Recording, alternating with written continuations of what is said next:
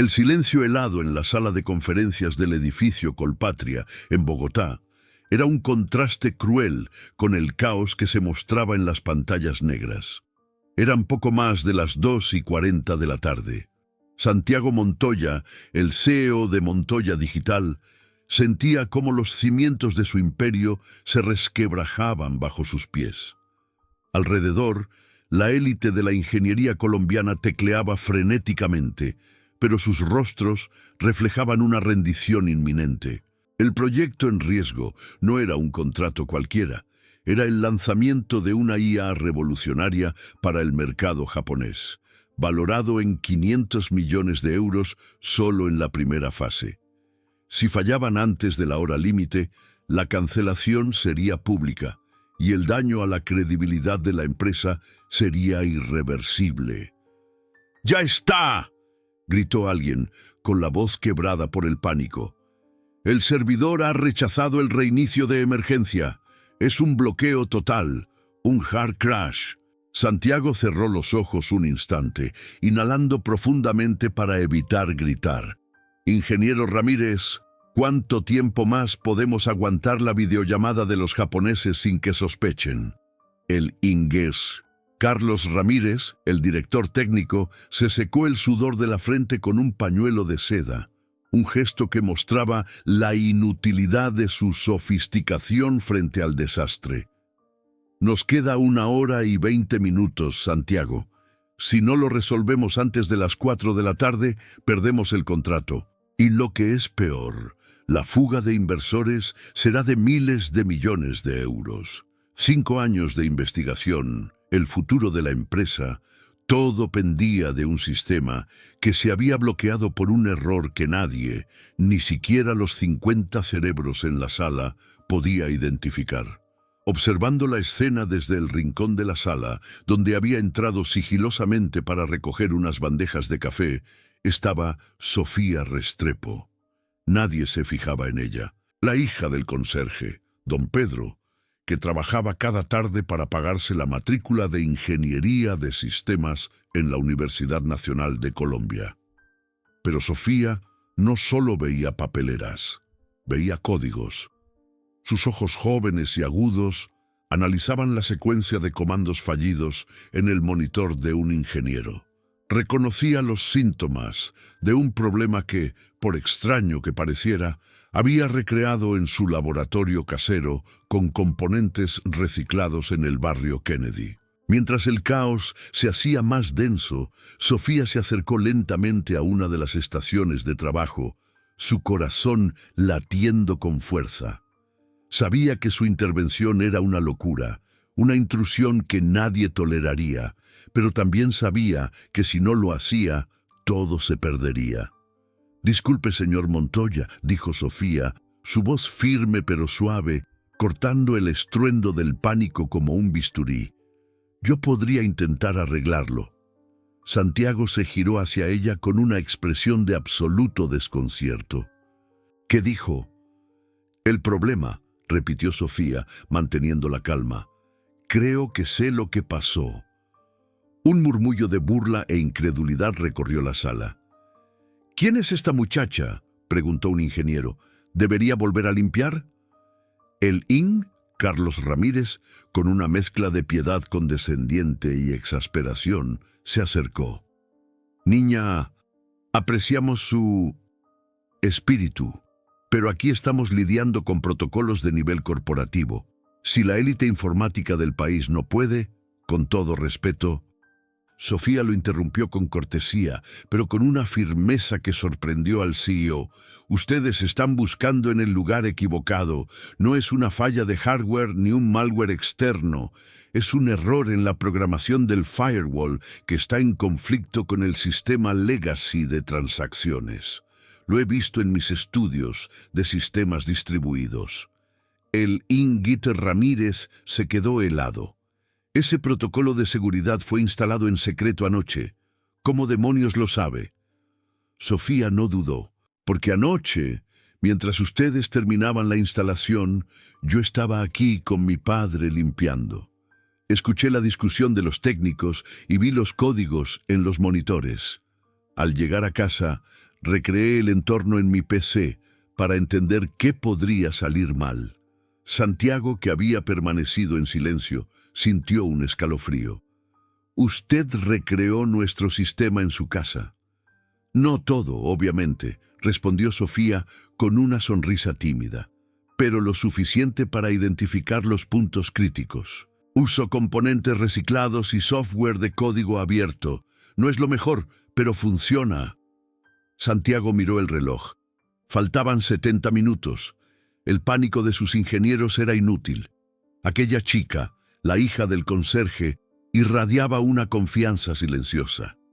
«¿Y usted sabría solucionarlo?», preguntó Santiago, su voz baja, cargada de una última esperanza. Sofía asintió y sacó un USB de su bolsillo. «He escrito un parche. Necesito acceso de nivel 10 al servidor principal para inyectar la solución y crear un puente entre los protocolos». El director de seguridad, histérico, gritó: «¡Imposible! El servidor contiene todos los secretos de la empresa, patentes, códigos fuente. Y yo tengo la clave de acceso de emergencia», dijo una voz grave desde la puerta. Don Pedro, el conserje, empujando su carrito, entró en el centro de la escena. «Nos dieron el acceso para reinicios de emergencia después del incidente del año pasado. Don Santiago, yo tengo las llaves del reino». Santiago miró a don Pedro, luego a Sofía, y tomó la decisión más arriesgada de su vida. Una decisión que iba contra todos los protocolos y el sentido común empresarial, pero que estaba impulsada por el milagro que había presenciado. «Papá», susurró Sofía, «¿estás seguro?». Don Pedro miró a su hija con un orgullo tan puro que inundó la sala. «Sofía, tú siempre has arreglado todo lo que se rompía. Si dices que puedes hacerlo, yo te creo». Santiago tomó la palabra. «Déjenla intentarlo, ahora mismo». Sofía se sentó en la estación principal de control, una silla que normalmente ocupaba el director técnico. 50 ingenieros, la crema de la informática de Colombia, la observaban con una mezcla de escepticismo profesional y mórbida curiosidad. Don Pedro permaneció en la entrada. Su presencia silenciosa era un ancla de fe. Sus manos, aunque firmes por su entrenamiento constante en el teclado, temblaron ligeramente al insertar su humilde USB en el servidor, un acto que rompía todas las reglas de seguridad corporativa. Sus ojos, sin embargo, estaban fijos en la terminal, decididos. «Lo que están viendo», explicó Sofía, tecleando códigos a una velocidad impresionante, «es un conflicto de incompatibilidad. El nuevo protocolo de seguridad está diseñado para rechazar cualquier código antiguo para las transacciones. El firewall interpreta el software de transacciones como un ataque y lo bloquea, causando este bucle infinito y el colapso total del sistema». El ingeniero Carlos Ramírez, director técnico, se acercó a la pantalla con una mezcla de fascinación y desdén. «Disculpe, señorita, pero el algoritmo de transacciones es un sistema legacy estable. El problema no debería ser la incompatibilidad». «El problema es la comunicación, ingeniero», replicó Sofía sin mirar arriba. «El nuevo firewall utiliza un lenguaje de encriptación modular. El legacy no. Yo estoy creando un intérprete en el medio, un parche dinámico que traducirá la solicitud legacy al lenguaje modular antes de que el firewall lo rechace. Es una solución de bajo nivel». El ingeniero Ramírez se quedó helado. Su incredulidad se transformó en asombro profesional. ¿Un parche dinámico? Ese procedimiento requeriría horas de programación y conocimiento íntimo de ambos códigos. ¿Cómo es posible que lo sepa hacer sin acceso previo a nuestros servidores? Sofía sonrió tímidamente. «Lo supe porque el protocolo de encriptación que ustedes instalaron anoche es un modelo nuevo que estamos estudiando en la universidad. El profesor nos desafió a encontrar vulnerabilidades de incompatibilidad. Yo elegí estudiar la interacción con los sistemas legacy de transacción. Cuando escuché anoche el debate de sus ingenieros, ya tenía la teoría de la solución desarrollada. Santiago Nogueira, el CEO, caminó hasta la estación. La revelación de que una estudiante de 19 años había dedicado su tiempo libre a resolver problemas que a él le costaban millones era incomprensible. ¿Usted recreó nuestro entorno de trabajo en su casa, en el barrio Kennedy? No todo, obviamente. Se apresuró a aclarar Sofía. Pero sí el núcleo del conflicto. Uso componentes reciclados y software de código abierto para mis experimentos. No es lo máximo, pero me permite identificar los puntos críticos del software comercial. Ya tenía la solución teórica preparada, solo necesitaba el acceso para inyectar la traducción en el punto exacto del bucle. En la pantalla, las líneas de código volaban. Sofía estaba, literalmente, reescribiendo la lógica de comunicación entre los protocolos en tiempo real. Sus dedos se movían con la velocidad del pensamiento. La sala entera estaba en silencio. Los 50 ingenieros habían dejado de trabajar para observar, sus rostros reflejando una mezcla de humillación y fascinación. «Imposible», murmuró un ingeniero. «Está insertando un algoritmo de optimización allí. Eso no es solo un parche, está mejorando el sistema». «Ah, sí», dijo Sofía sin parar de teclear. «Ese es un algoritmo que desarrollé para otro proyecto universitario. Lo llamé Protocolo Armonía porque su objetivo es hacer que componentes normalmente incompatibles trabajen juntos de forma eficiente. Pensé que podría ser útil». De repente, una pantalla se encendió. Luego, la pantalla central. Después, todas las pantallas a la vez. El sistema central volvió a la vida con un fluir de datos normalizado. El colapso había terminado. La conexión con los clientes japoneses se restableció. Un silencio increíble llenó la sala. Luego, estalló una ovación de pie. Santiago miró el reloj. Aún faltaban 45 minutos para la fecha límite. Santiago se acercó a Sofía, sus ojos brillando de una emoción genuina. «Usted acaba de salvar mi empresa». Sofía, agotada pero sonriendo, asintió. «El protocolo Armonía debería mantener el sistema estable y mucho más rápido, señor Montoya». El CEO ni siquiera escuchaba la segunda parte de la frase. Mientras todos celebraban la salvación, Santiago se quedó frente al monitor, analizando los datos que la solución de Sofía arrojaba. «Dios mío», susurró, llamando a su director técnico. «Miren esto, Carlos. El algoritmo de la chica ha aumentado la eficiencia del sistema en un 340%. La velocidad de procesamiento se ha triplicado».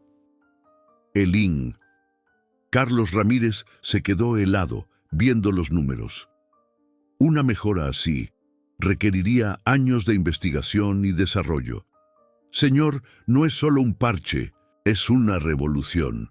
Santiago miró a Sofía, que estaba recogiendo su USB para volver a la limpieza. La incredulidad se transformó en una decisión inquebrantable. Aquella joven de 19 años que limpiaba sus oficinas había logrado lo que su equipo de élite no pudo, y lo había superado con un proyecto universitario. Santiago se acercó a Sofía. «Sofía Restrepo», dijo con voz solemne, «deje la escoba. Le estoy ofreciendo el cargo de directora técnica de Montoya Digital». 6 meses después, la vida de Sofía Restrepo había cambiado de manera radical. Su oficina, en el piso ejecutivo del edificio Colpatria, era un espacio que antes ocupaba el director técnico, quien renunció por la humillación. Desde allí, Sofía podía ver todo Bogotá, pero nunca olvidaba su barrio Kennedy. Cada mañana, antes de empezar su jornada como directora técnica de Montoya Digital, bajaba al lobby a saludar a su padre. «Buenos días, papá», decía entrando a la oficina que ahora ocupaba don Pedro. «Buenos días, ingeniera», respondía don Pedro con una sonrisa orgullosa. Había sido ascendido a supervisor de todos los servicios del edificio, un cargo que le brindaba respeto y un salario digno. El ascenso de Sofía había revolucionado la empresa.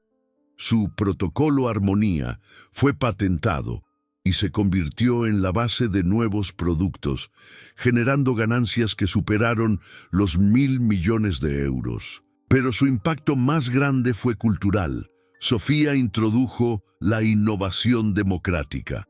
Estableció que cada empleado, desde el conserje hasta el CEO, tenía el derecho de proponer ideas, invirtiendo en laboratorios abiertos donde cualquiera podía experimentar. El genio no mira el título o el cargo, solo la idea correcta en el momento justo, repetía Sofía en sus primeras conferencias internacionales. Sin embargo, el camino no fue fácil. Muchos colegas, liderados por el resentido Carlos Ramírez, la boicotearon. En los pasillos la llamaban la Cenicienta del Código, una etiqueta que Sofía odiaba porque reducía su talento a un cuento de hadas. Desafiaban su juventud, su falta de un título universitario completo y sus orígenes humildes. Santiago Montoya, sin embargo, la defendía como un león. Él valoraba los resultados, y los resultados eran innegables. El clímax de esta batalla entre el mérito y el privilegio llegó con una oferta que sacudió los cimientos de la empresa.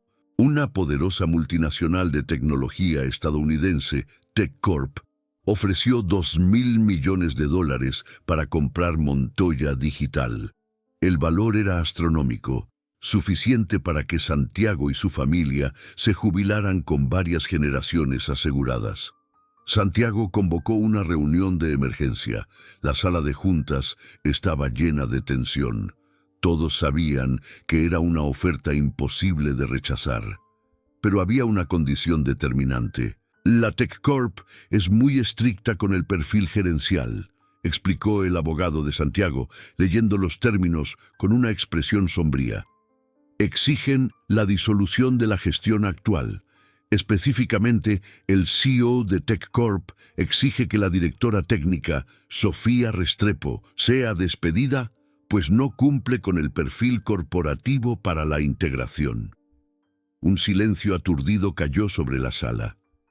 Sofía sintió un escalofrío, pero mantuvo la cabeza alta. Sabía que este momento llegaría, el momento en que el talento chocaría contra el poder del dinero y el privilegio.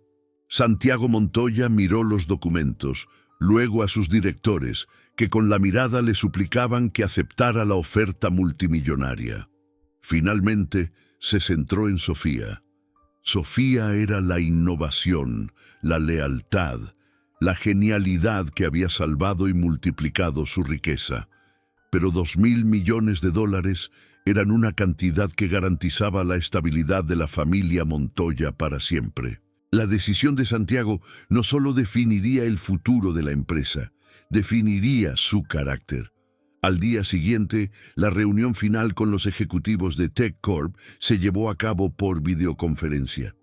Toda la plana mayor, incluida Sofía, esperaba en la sala de juntas. El CEO de TechCorp, un hombre calvo y duro, encaró a Santiago a través de la pantalla. Señor Montoya, estamos listos para cerrar. Solo necesitamos la confirmación de la condición de la señorita Restrepo. Santiago activó su micrófono y miró a la pantalla. Él había presenciado el talento nacer de una simple limpieza. Había presenciado la humillación que Sofía soportaba. Ahora tenía que elegir entre el mayor negocio de su vida y la integridad de su empresa. «Señores», comenzó Santiago, su voz firme, «he escuchado la oferta y he escuchado la condición». El corazón de Sofía latía con fuerza. Todos contuvieron la respiración. $2.000 millones es mucho dinero, continuó Santiago, y la condición es clara, pero tengo mi respuesta lista. En la sala de juntas, el silencio era tan denso que se podía cortar. Santiago Montoya miró a los ejecutivos de TechCorp a través de la videoconferencia. Detrás de él, el destino de Montoya Digital pendía de su boca. «Señores», continuó Santiago, con una firmeza que sorprendió incluso a sus directores, He escuchado la oferta y he escuchado la condición de despedir a la ingeniera Sofía Restrepo. El CEO de TechCorp esperó, impaciente. Mi respuesta es no. Un murmullo de absoluta incredulidad recorrió la sala. El ejecutivo de TechCorp pareció desconcertado. Señor Montoya, está rechazando $2.000 millones.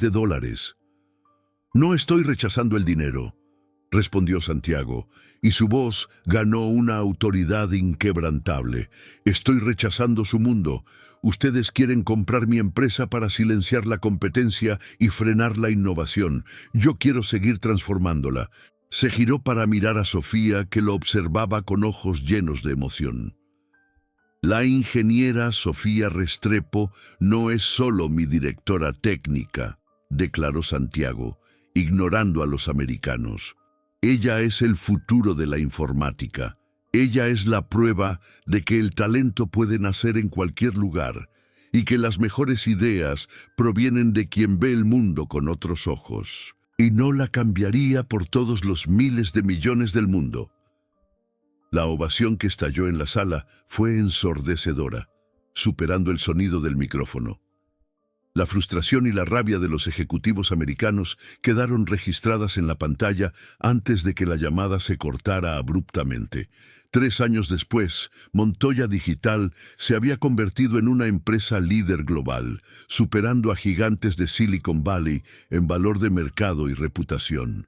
El protocolo Armonía de Sofía se estableció como el estándar mundial para la eficiencia y la sostenibilidad informática. El éxito trajo consigo un cambio cultural. Cientos de empresas en Latinoamérica y Europa adoptaron el modelo Sofía. Dar voz a todos los empleados, invertir en talentos no convencionales y creer que la innovación no tiene código postal. Cada año, la empresa celebraba el Día del Talento Oculto, donde empleados de todos los rangos proponían ideas que a menudo se convertían en nuevos productos multimillonarios. Sofía, ahora de 23 años, era una de las personas más influyentes del planeta. Había rechazado un título honorífico de la universidad, insistiendo en que continuaría estudiando, porque uno nunca deja de aprender. Pero lo más importante para ella no eran los títulos. Nunca olvidó sus raíces. Cada noche, después de dirigir una de las empresas más poderosas del mundo, regresaba a su casa en el barrio Kennedy, donde seguía viviendo con su padre. «Papá», decía al entrar en el humilde apartamento, «¿qué aprendiste hoy?»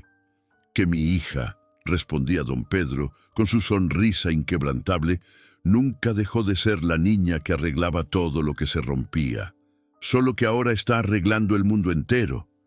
La historia de Sofía Restrepo demostró que no importa de dónde vienes, sino hasta dónde tienes el coraje de llegar, y que a veces, para cambiar el mundo, basta tener el USB correcto y la humildad para decir, yo podría intentar arreglarlo.